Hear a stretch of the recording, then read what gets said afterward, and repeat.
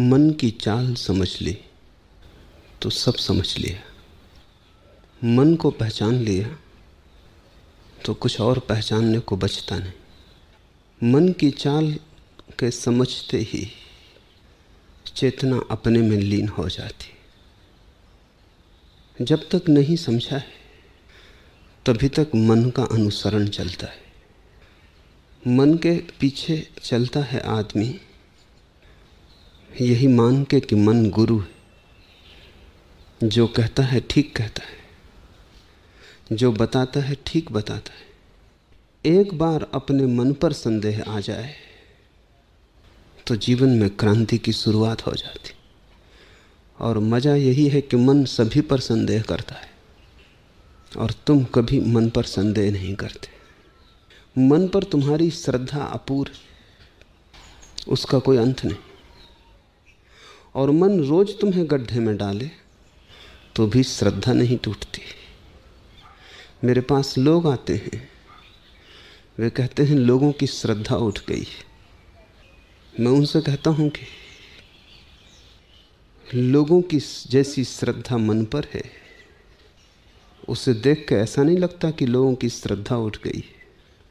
कितना ही भटकाए मन, कितना ही सताए मन, कितना ही भरमाए मन, श्रद्धा नहीं टूटती। श्रद्धा तो भरपूर है, गलत दिशा में। आज तक मुझे कोई अश्रद्धालु आदमी नहीं मिला।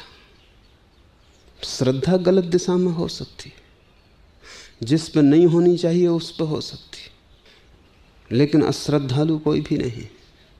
और दो ही श्रद्धाएं, या तो मन की श्रद्धा है और या आत्मा की श्रद्धा है।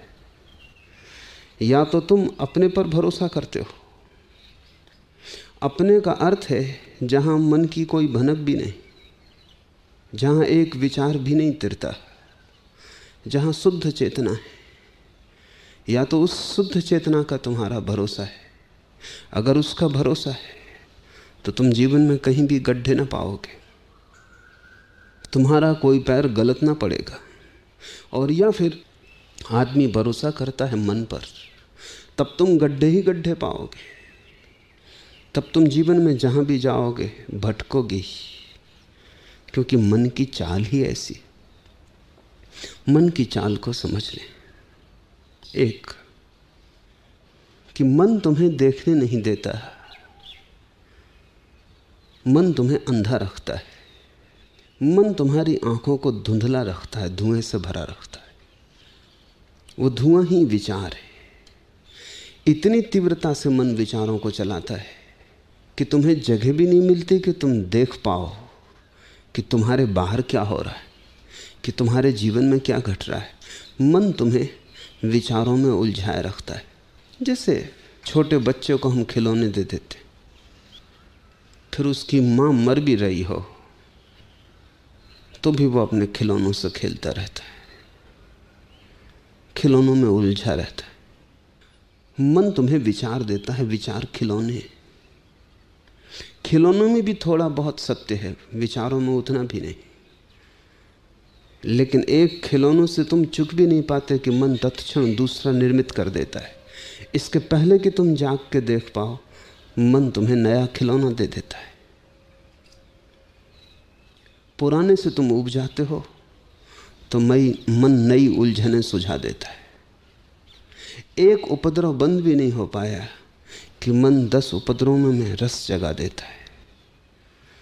और ये इतनी तीव्रता से होता है कि दोनों घटनाओं के बीच खिड़की बनाने लायक भी जगह नहीं मिलती जहां से तुम देख लो कि जिंदगी में हो क्या रहा है।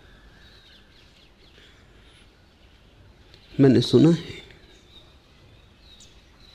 कि मुल्ला नसरुद्दीन जब बहुत बूढ़ा हो गया, 90 वर्ष का हुआ, तब उसका बड़ा भरा पूरा परिवार था। उसका बड़ा बेटा ही 70 वर्ष पार कर रहा था। उसके बेटों के बेटे 50 पार कर रहे थे। उसके बेटों के बेटों के बेटे विवाहित हो गए थे, उनके भी बच्चे हो गए थे। अचानक एक दिन बूढ़े नसरुद्दीन ने कहा कि मैंने फिर से शादी करने का तय कर लिया। पत्नी मर चुकी थी,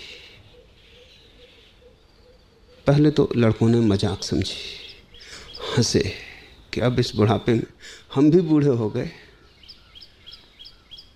अब शादी। पिताजी मजाक कर रहे होंगे। लेकिन नसरुद्दीन ने जब बार बार दोहराया तो उन्होंने गंभीरता से बात ली। और जब नसरुद्दीन ने एक दिन सुबह आके घोषणा ही कर दी कि मैंने लड़की भी तय कर ली, तब जरा सोचना पड़ा। सारा परिवार इकट्ठा हुआ। उन्होंने विचार किया कि इस बड़ी फजीयत होगी, लोग हंसेंगे। ऐसे ही नसरुद्दीन की वजह से लोग जिंदगी भर हंसते रहे, और अभी बुढ़ापे में आखिरी उपद्रव खड़ा कर। क्या कहेंगे लोग? बड़े लड़के को सबने कहा कि तुम ही जाके कहो। बड़े लड़के ने जो सुना तो और चकित हो गया। सुना कि सामने ही एक रंगरेज की लड़की से तय किया है नसरुद्दीन ने। लड़की की उम्र मुश्किल से 16 साल है। उसने कहा ये नहीं हो सकता पापा, ये बंद करो, ये सोच ही छोड़ दो। ये भी तो सोचो कि उस लड़की की उम्र सिर्फ 16 साल। नसरुद्दीन ने कहा अरे पागल, 16 साल ही तो शादी की उम्र है। और फिर जब मैंने तेरी माँ से शादी की थी तब उसकी भी उम्र 16 ही साल थी। इसमें बुरा क्या हुआ जा रहा है? मन तर्क दे रहा है। मन पीछे लौट के नहीं देखता, मन अपनी तरफ नहीं देखता, मन सिर्फ दूसरे की तरफ देखता है। लड़के बहुत परेशान हुए और बड़े बूढ़ों से सलाह ली। डॉक्टर से भी पूछा। डॉक्टर ने कहा यह बहुत खतरनाक है, इस उम्र में शादी जीवन के लिए खतरा हो सकती है। फिर बेटे को समझा बुझा के भेजा। बेटे ने कहा कि हम सब सलाह बस मशवरा किए, डॉक्टर कहता है जीवन के लिए खतरा हो सकता है, जीवन को दांव पर मत लगाओ। नसरुद्दीन ने कहा रे पागल, अगर ये लड़की मर भी गई तो कोई लड़कियों की कमी, दूसरी लड़की खोज लेंगे। मन कभी पीछे की तरफ देखता नहीं, अपनी तरफ नहीं देखता। मन सदा दूसरे को, दूसरे में खोजता है सुख, दूसरे पर थोपता है दुख, दूसरे से पाना चाहता है शांति, दूसरे से ही पाता है अशांति। सदा ही नजर दूसरे पे लगी है, जबकि नजर अपने पे लगी होनी चाहिए। तो मन के जगत का उपद्रव मूल आधार दूसरे पर दृष्टि है। दूसरे से क्या प्रयोजन है? दूसरा मौलिक नहीं है, मौलिक तो तुम हो। लेकिन मन सदा भरमाता है। अगर तुम दुखी हो तो मन कहता है जरूर कोई तुम्हें दूसरा दुखी कर रहा है, तो तुम किसी न किसी पर दुख थोप देते हो। जब तुम सुखी होते हो तब भी मन कहता है कोई दूसरे के कारण सुख मिल रहा है, तब तुम सुख दूसरे पे थोप देते हो। और मजा यह है कि दुख भी अपने कारण मिलता है, सुख भी अपने कारण मिलता है। नरक भी भीतर है और स्वर्ग भी भीतर। अंततः तुम ही निर्णायक हो, क्योंकि तुम्हारी व्याख्या पर ही निर्भर करेगा कि क्या सुख है और क्या दुख है। चाहो तो सुख दुख जैसा हो जाता है, चाहो तो दुख सुख जैसा हो जाता है। क्षण भर में बदल जाती है बात। दूसरा निर्णायक नहीं, लेकिन मन सदा दूसरे पर मन को अटकाए रखता है। और जन्मों जन्मों से तुम यही कर रहे हो, दूसरे पर थोप रहे हो। फिर तुम स्रोत को नहीं पाते, पा नहीं सकते, क्योंकि जहां से सुख दुख उठते हैं वहां नजर ही नहीं। जहां से सुख दुख उठते हैं अगर वहां नजर हो जाए तो तुम सुख भी छोड़ दोगे और दुख भी छोड़ दोगे। तब जो शेष रह जाता है वही आनंद है। तब जो सुगंध तुम्हें मिलेगी, तब जो सुवास तुम्हारे जीवन को भर देगी, वही मोक्ष है।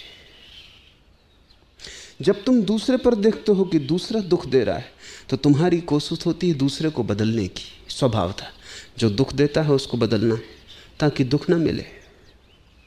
अनंत लोग हैं, तुम उनको बदलने में लगे हो, पति पति को बदल रही है, पति पत्नी को बदल रहा है, बाप बेटे को बदल रहा है, बेटा भी कोशिश में लगा है कि बाप को बदल दे, मित्र मित्र को बदल रहे हैं, सब एक दूसरे को बदलने में लगे। दूसरे को तुम कैसे बदल सकते हो? दूसरा स्वतंत्र है, उसकी अपनी नियति है, दूसरे का अपना आधार है, अपना केंद्र है, दूसरे का अपना स्रोत है जहां से उसके मनोभाव उठते। तुम दूसरे को नहीं बदल सकते। तुम अगर किसी को बदल सकते हो तो स्वयं को, लेकिन वहां तो नजर ही नहीं, मन वहां देखने ही नहीं देता। जैसे ही कोई व्यक्ति स्वयं को देखता है वो पाता है सुख भी यहीं से उठते, दुख भी यहीं से उठते। न केवल यही, जल्दी ही उसको दिखाई पड़ने लगता है कि हर सुख के साथ उसका दुख जुड़ा है, हर फूल के पास उसका कांटा है, और हर दिन के पीछे छिपी उसकी रात है। जैसे जैसे तुम भीतर आते हो वैसे वैसे साफ होने लगता है कि अगर तुमने सुख चुना तो दुख भी चुन लिया। हर सुख का अपना दुख है, हर स्वर्ग के पास उसका नरक है, जरा भी दूर नहीं, संयुक्त है, एक ही द्वार है दोनों का। जैसे ही तुमने सुख को चुना तत्क्षण तुमने दुख को चुन लिया। जैसे एक ही सिक्के के दो पहलू।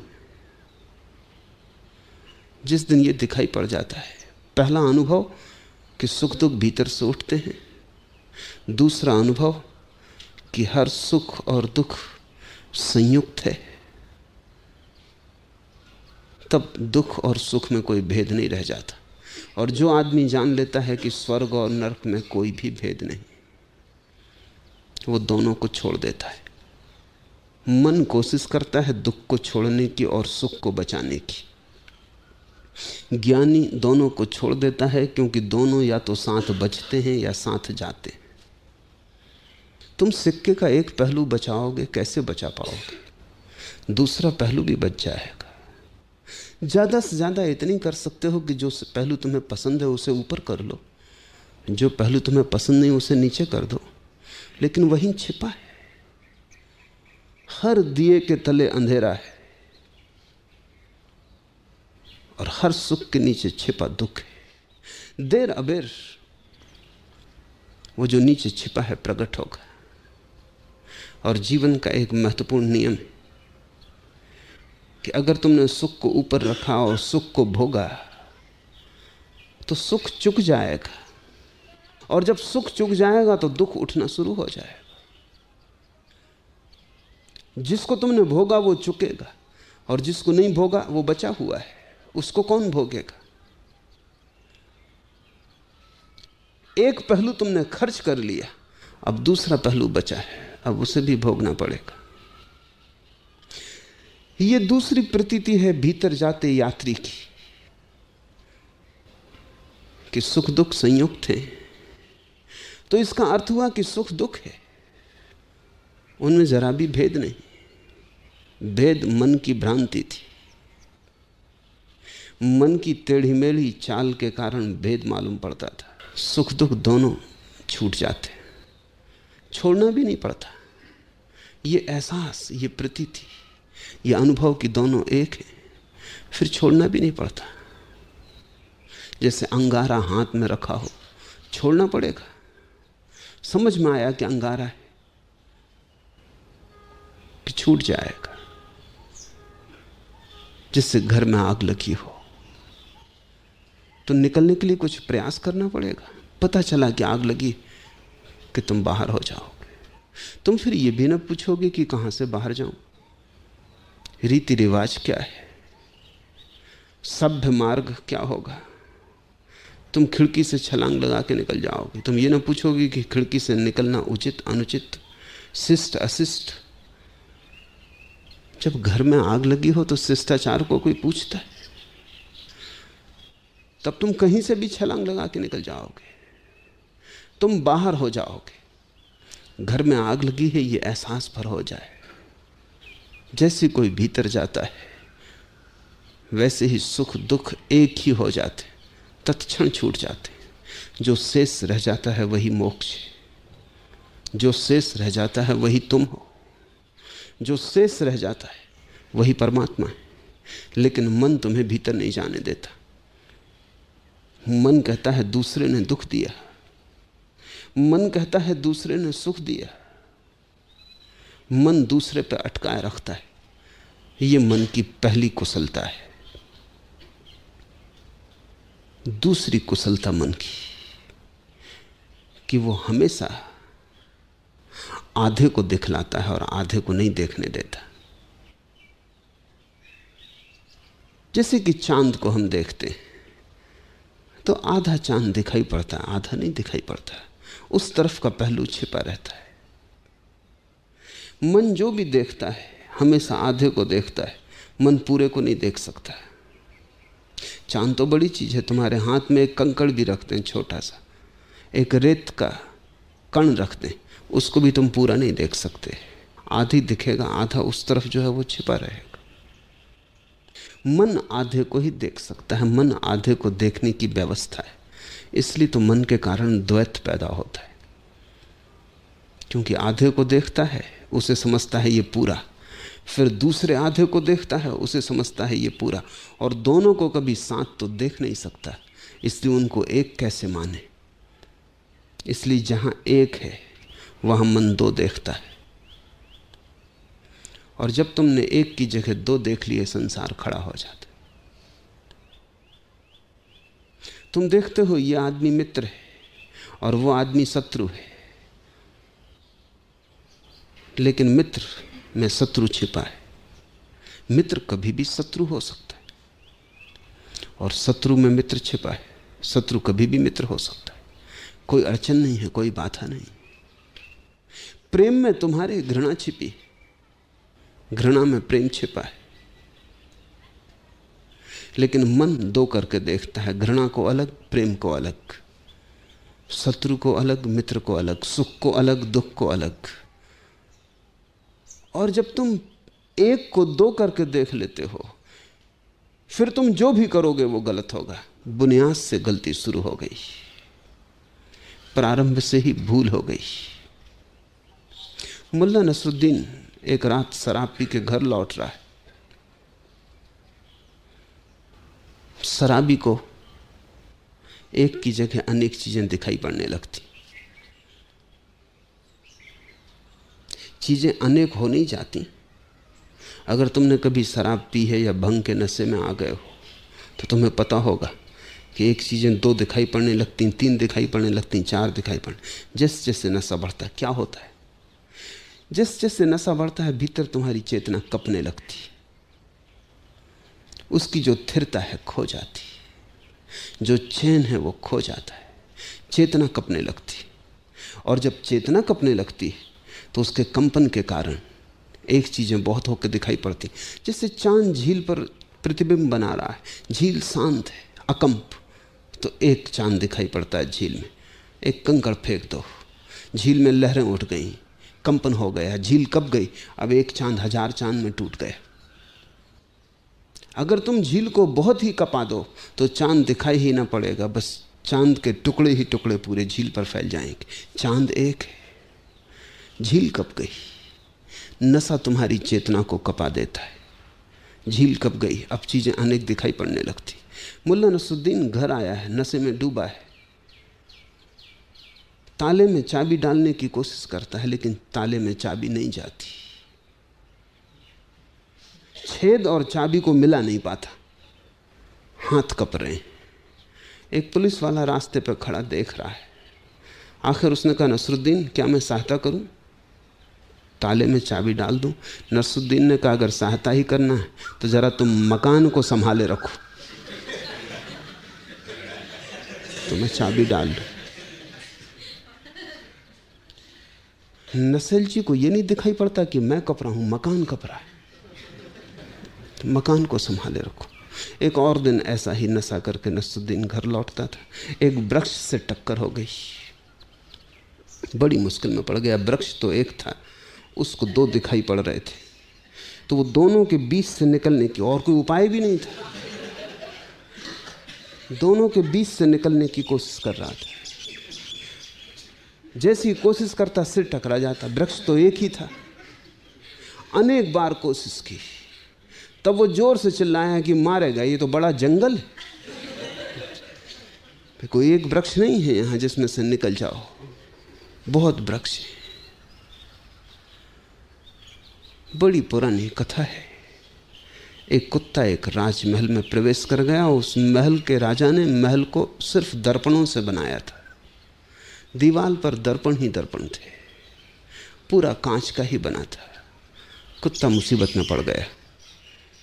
जहां देखा अनेक कुत्ते दिखाई पड़े, घबरा गया। ये तो कोई एक आध कुत्ता नहीं है, पूरे कुत्तों की सेना मालूम पड़ती, और भागने का उपाय नहीं दिखता, चारों तरफ घेरे खड़े। और जैसा कुत्तों की आदत होती कि पहले उसने डरवाने की कोशिश की कि डर जाएं ये लोग, लेकिन जितना उसने कुत्तों को डरवाया उतना ही कुत्तों ने उसे डरवाया, क्योंकि वे उसी के प्रतिबिंब थे। जैसे ही कुत्ता झपटा और भौंका, हजारों कुत्ते झपटे और भौंके, क्योंकि वे वहां थे ही नहीं, वे उसी की छायाएं थे।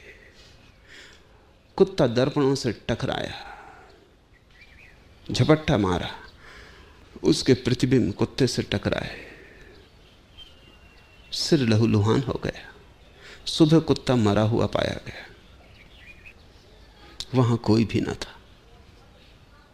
जहां कुछ भी नहीं, वहां भी तुम्हारे भीतर के कंपन झूठे अस्तित्व को निर्मित कर लेते। उस झूठे अस्तित्व को ही हमने माया कहा है। माया बाहर नहीं है, तुम्हारे कपते हुए चित्त के कारण जो है वो तो एक है, लेकिन वो अनेक होकर दिखाई पड़ रहा है। और तुम्हारी कोशिश वही है जो मुल्ला नसरुद्दीन ने सिपाही से कही थी कि जरा तुम मकान को संभाल लो तो मैं ताले में चाबी डाल लूं। तुम्हारी भी कोशिश यह है कि मकान को कैसे थिर कर लिया जाए। कोई कभी नहीं कर पाया। ज्ञानियों ने मकान की फिक्र छोड़ दी, अपने को थिर कर लिया, सब थिर हो जाता है। जरूरत है कि नशा उतर जाए। मकान तो थिर ही है, वो कभी हिला ही न था। ये अस्तित्व कभी हिला ही नहीं है, ये बिल्कुल थिर है, ये अपने में बिल्कुल लीन है, ये स्वभाव में डूबा है। तुम हिल गए हो, लेकिन तुम अस्तित्व को संभालने की कोशिश कर रहे हो। मन द्वैत का सूत्र है और अनेक का भी सूत्र है। मन से गुजर के चीजें वैसी ही हो जाती हैं जैसे सूरज की किरण को अगर तुम एक कांच के टुकड़े से गुजरने दो। कई पहलुओं का कांच का टुकड़ा ले लो, प्रिज्म उस टुकड़े को कहा जाता है। उसमें तरासे हुए कई पहलू। सूरज की किरण गुजरती है उससे, जब आती है तो एक होती, जब उससे बाहर निकल ली तो सात हो जाती। इसलिए तो इंद्रधनुष निर्मित होता है।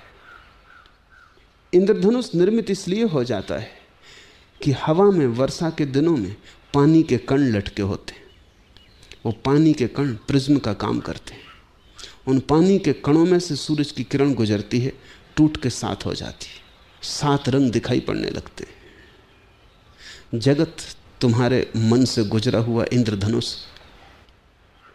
किरण तो परमात्मा की एक है, उसकी रोशनी एक है, अस्तित्व का स्वभाव एक है, अस्तित्व एक है, लेकिन तुम्हारे मन की लटकी हुई बूंद से एक गुजर के साथ में टूट जाता है।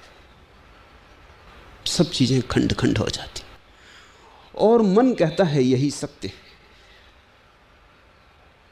और मन तुम्हें कभी लौट के नहीं देखना देता जहां से सात पैदा हुए, जहां एक से सात का जन्म हुआ। सारे ध्यान के प्रयोग मन से पीछे लौटने के प्रयोग हैं। मन की तीसरी टेढ़ी चाल है कि मन बड़ा तर्कनिष्ठ है। वो हर चीज के लिए तर्क देता है, और तर्क ऐसी सुगमता से देता है कि तुम्हें भी लगने लगता है कि ठीक ही तो बात है। अस्तित्व तर्क से बहुत बड़ा है। और मन छोटे छोटे तर्क के आंगन बना लेता है, साफ सुथरे, सब ठीक ठीक मालूम पड़ता है, लेकिन आंगन के पार जो अस्तित्व है वो अतर्क है। वो तर्क जैसा नहीं है, वो गणित का कोई प्रयोग नहीं है, वो गणित से ज्यादा काव्य है, काव्य से भी ज्यादा वो रहस्य की अनुभूति है। तो मन कहता है ईश्वर हो ही नहीं सकता, कहां है, दिखाओ। क्योंकि जो भी है वो दिखाया जा सकता है, और तुम तो कहते हो ईश्वर ही ईश्वर है, वही सब जगह है, तो दिखाओ, मौजूद करो। मन ने एक सवाल उठाया जिसका जवाब तुम न दे पाओगे, क्योंकि ईश्वर दिखाया नहीं जा सकता, वो देखने वाला है। वो बाहर दृश्य की तरह नहीं है, तुम्हारे भीतर दृष्टा की तरह। और मन ने एक सवाल उठाया जो कि बड़ी अड़चन का है, वो कहता दिखा दो। न दिखा पाओगे तो मन हंसेगा और कहेगा मूढ़ हो, ना समझ हो, अज्ञानी हो, अंधविश्वासी हो, जो दिखाया नहीं जा सकता उसको मानते हो। मन कहता है हम तो अनुभव को मानते हैं, और जब तक अनुभव ना हो जाए तब तक हम मानते नहीं। मन ठीक ही कहता लगता है, तर्क में कहीं भी भूल चूक नहीं। भूल चूक है तो इतनी बुनियादी है कि जब तक तुम मन से थोड़े सरकोगे ना, तुम्हारी समझ में ना आएगी। मन कहता है कि दृश्य की तरह परमात्मा को दिखा दो, लेकिन परमात्मा का स्वभाव दृश्य की तरह नहीं है। परमात्मा का स्वभाव दृष्टा का है, साक्षी का है। परमात्मा चैतन्य है, वस्तु नहीं। चेतना को देखा नहीं जा सकता, चेतना में लीन हुआ जा सकता है। चेतना को गणित से सिद्ध नहीं किया जा सकता है। चेतना को तो रहस्य की एक अनुभूति में अनुभव किया जा सकता है। चेतना को प्रयोगशाला में पकड़ा नहीं जा सकता। अगर पकड़ने की कोशिश की तो तुम खो दोगे। एक जिंदा आदमी को ले जाओ प्रयोगशाला में, अंग अंग काट डालो, हड्डी मिलेगी, मांस मज्जा मिलेगी, चमड़ी मिलेगी, खून मिलेगा, एल्युमिनियम, लोहा, सब धातुएं मिल जाएंगी। बस एक चीज ना मिलेगी, आत्मा। लाश मिलेगी, जीवन न मिलेगा, क्योंकि तुमने काटा, उसी वक्त जीवन तिरोहित हो जाता है। ऐसे ही जैसे एक फूल को कोई विश्लेषण करे, तुम्हें मैं एक फूल दिखाऊं, कहूं कि देखो ये गुलाब का फूल कितना सुंदर है, और तुम कहो कहां है सौंदर्य, गुलाबी रंग दिखाई पड़ता है, मान लेते हैं। पखरियां हैं, कोमल हैं, मान लेते हैं। गंध है, मान लेते हैं, लेकिन सौंदर्य कहां? सौंदर्य दिखाओ, प्रयोगशाला में सिद्ध करो। तो फूल को तुम तोड़ डालो,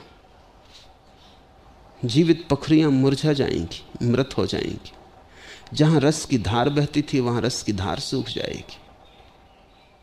जहां से सुगंध उठती थी जल्दी ही सुगंध तिरोहित हो जाएगी। फिर पखरियों का तुम रासायनिक विश्लेषण कर लो तो 5-7 छोटी छोटी बोतलों में लेबल लगा के तुम बता दोगे कि इसमें इतनी मात्रा में फला पदार्थ है, इतनी मात्रा में फला पदार्थ है। लेकिन ऐसी तो एक भी बोतल न होगी उनमें जिसमें तुम कहो कि इतनी मात्रा में सौंदर्य है। मन तर्कनिष्ठ है। जीवन एक रहस्य है। जीवन कोई गणित नहीं, जीवन किसी दुकानदार का हिसाब नहीं। जीवन तो किसी प्रेमी की अनुभूति है। जीवन तो किसी कवि का स्वर है। जीवन तो किसी संगीतज्ञ की लहर है। जीवन सौंदर्य जैसा है, काव्य जैसा है, प्रेम जैसा है। जीवन परम रहस्य है। और मन कहता है गणित। तो मन की चाल बड़ी टेढ़ी मेढ़ी। इसको ख्याल में ले लें, फिर कबीर का यह पद एकदम साफ होने लगेगा चलत कत टेढ़ो टेढ़ो रे। कबीर कहते हैं, ए मन, टेढ़ा टेढ़ा क्यों चलता है, सीधा क्यों नहीं जाता? और मन बड़ा टेढ़ा टेढ़ा चलता है। तुमने कभी शराबी को चलते देखा है? सीधा नहीं चल सकता, टेढ़ा टेढ़ा चलता है। एक पैर इस दिशा में, दूसरा पैर दूसरी दिशा में। इसलिए तो अक्सर वो नाली में गिरा हुआ पाया जाता है। तुम बीच सड़क में शराबी को गिरा हुआ ना पाओगे, नाली में गिरा हुआ पाया जाता है। टेढ़ा टेढ़ा चलता है।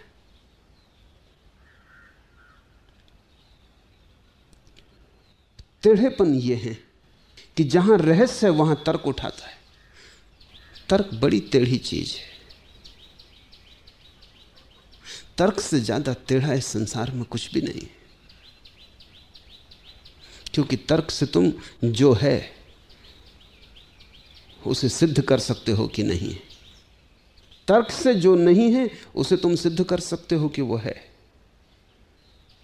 लेकिन ये हवाओं में बनाए गए घर हैं, इनका अस्तित्व में कोई अर्थ नहीं।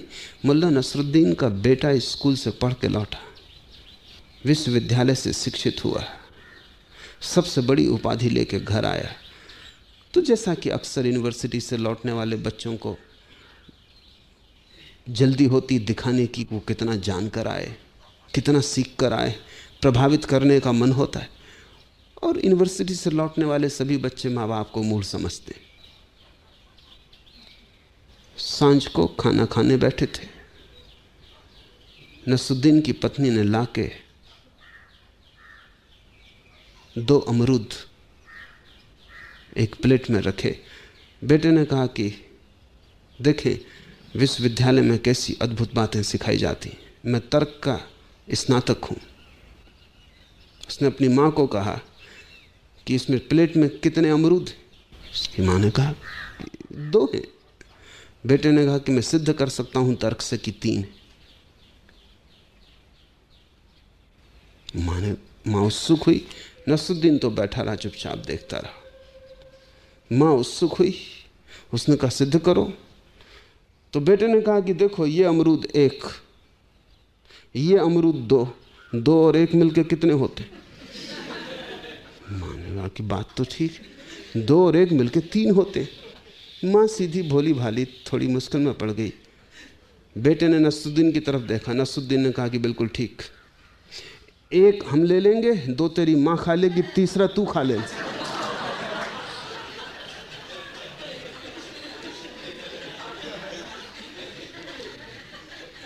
तर्क हवा है, उसे खाया नहीं जा सकता।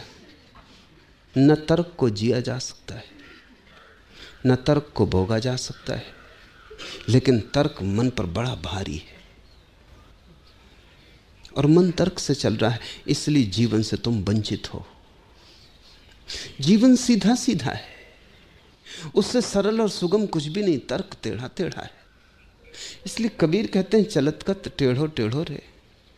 सीधा क्यों नहीं चलता? साफ रास्ता है, इधर उधर क्यों उतरता है? यहां वहां की बहकी बहकी बातें क्यों करता है? अपने मन को समझने की कोशिश करना। जब तक तुम तर्क ही करते रहोगे तब तक समझना तुम टेढ़े टेढ़े जा रहे हो। तब तक जो सीधे सीधे मिलता था उससे तुम वंचित रहोगे। मंदिर के द्वार खुले, राह सीधी साफ है, जरा भी कोई बाधा नहीं, लेकिन मन तुम्हें यहां वहां उतार ले जाता है। मन तुम्हें राह से उतार देता है। मन तुम्हें बेराह कर देता, और इतनी कुशलता से करता है कि तुम्हें कभी ख्याल भी नहीं आ पाता। एक मित्र मेरे पास आए कुछ दिन पहले, कहा कि मन बड़ा आसान थे और शांति अब एकदम आवश्यक है, नहीं तो मैं जी ना सकूंगा। आत्मघात तक का मन होता है। धनी है, सब सुख सुविधा है,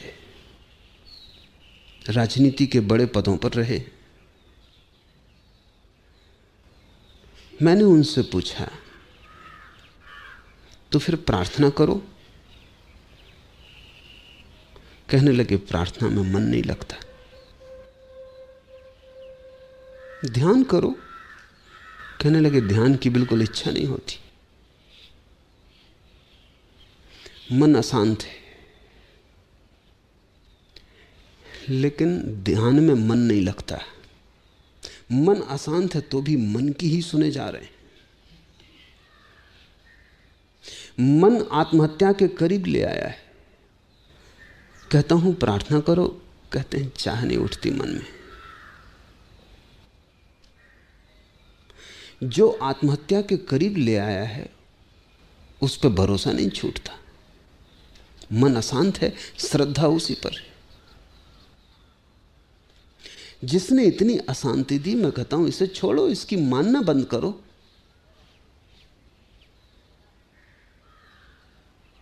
वो कहते हैं कि मैं मन के ऊपर जाने के लिए आपके पास नहीं आया हूं, मैं तो सिर्फ मन की शांति चाहता हूं। अब यही बड़ा खेल है और यही मन के तर्क उलझा देते हैं। मन कहता है मन की शांति चाहिए, और मन की शांति कभी होती नहीं, क्योंकि जब तक मन होता है तब तक शांति होती ही नहीं। मन ही तो अशांति है, तो मन कभी शांत होने वाला है? तुमने कभी सुना कि किसी का मन शांत हो गया हो? ये तो ऐसे ही है जैसे कि तुम चिकित्सक के पास जाके पूछो कि मेरी बीमारी को स्वस्थ होने का कोई उपाय बता दे। तुम स्वस्थ होगे, बीमारी स्वस्थ नहीं होगी। तुम शांत होगे, मन शांत नहीं होगा। और जब तक बीमारी है तब तक तुम स्वस्थ कैसे होगे? और तुम पूछ रहे हो कि बीमारी को स्वस्थ करने की कोई औषधि दे दे। सागर में तूफान उठता है, पहाड़ों की तरह लहरें उठती हैं। उस क्षण में सागर अशांत है, तूफान है। क्या तुम पूछते हो कि जब सागर शांत हो जाएगा तब क्या होगा? तूफान रहेगा? शांत होकर रहेगा? तूफान नहीं रहेगा। शांति का अर्थ है तूफान का न हो जाना। शांति का